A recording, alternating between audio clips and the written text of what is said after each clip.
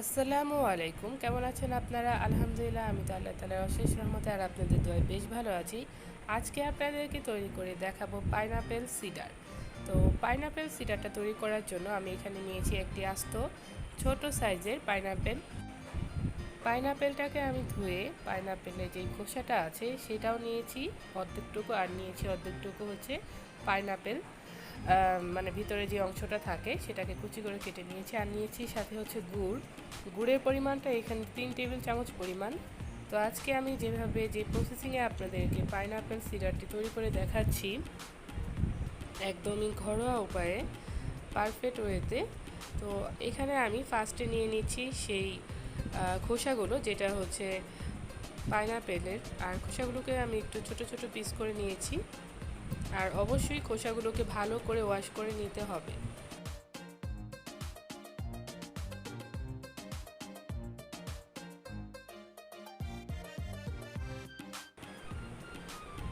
তো এইখানে আমি প্রথমে জারে নিয়ে নিয়েছিলাম পাইনাপেলের যেই খোসাগুলো আছে সেটা। আর খোসাগুলো দেখে বুঝতে পারছেন যে এটার ভিতরে কতটুকু পাইনাপেল লেগে আছে, মানে আনারসটা।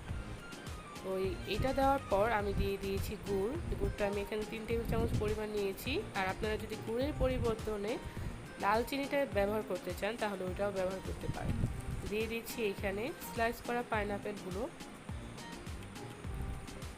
আর আমি এখানে পুরো প্রসেসিংটা আপনাদেরকে দেখিয়ে দিচ্ছি পার্ট বাই পার্ট। তো এখানে পাইনাপেলটা দেওয়ার পর আমি যেই কাজটি করব, এখানে কিছু পানি অ্যাড করব। আর পানিটা হবে নর্মালি কুসুম গরম পানি, নর্মাল পানি দিয়ে এটা হবে না এই প্রসেসিংটা। তো এখানে আমি প্রায় 1 মগ পরিমাণ নিয়ে নিচ্ছি কুসুম গরম পানি। আর আমি এখানে যতটুকু তৈরি করছি এটা আপনার হবে প্রায় 300 গ্রামের মতো এই পাইনাপেল সিডারটা।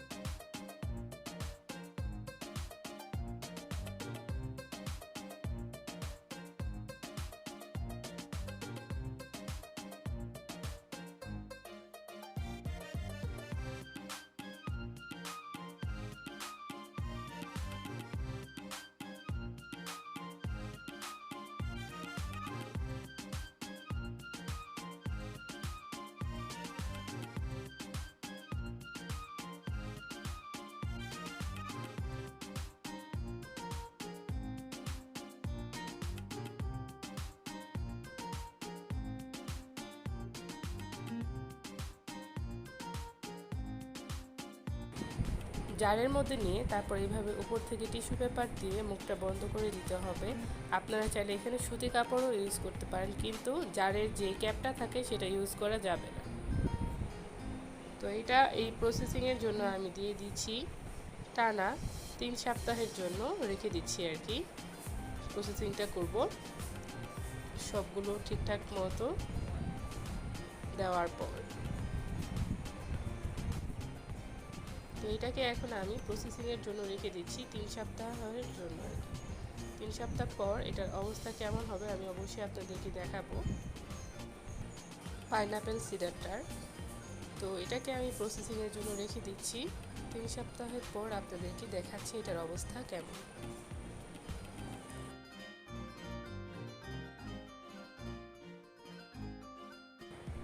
3 সপ্তাহ পর আমি আপনাদেরকে খুলে দেখাচ্ছি। আর এই হচ্ছে পাইনাপেল সিডারটা। আর এখন আমি যে কাজটি করব, পাইনাপেলটাকে ভালো করে যেটা হচ্ছে ছেঁকে নেব, যেই এক্সট্রা এগুলো আছে মানে পাইনাপেলের ছোট দানাগুলো, ওগুলো যেন না থাকে, তাই ছেঁকে নিতে হবে। আর আমি একটু ভালো করে আপনাদেরকে দেখাচ্ছি এটাকে 3 সপ্তাহ পর যে কালারটা এসেছে, যে অবস্থাটা থাকবে। আপনাদের বোঝার সুবিধার জন্য।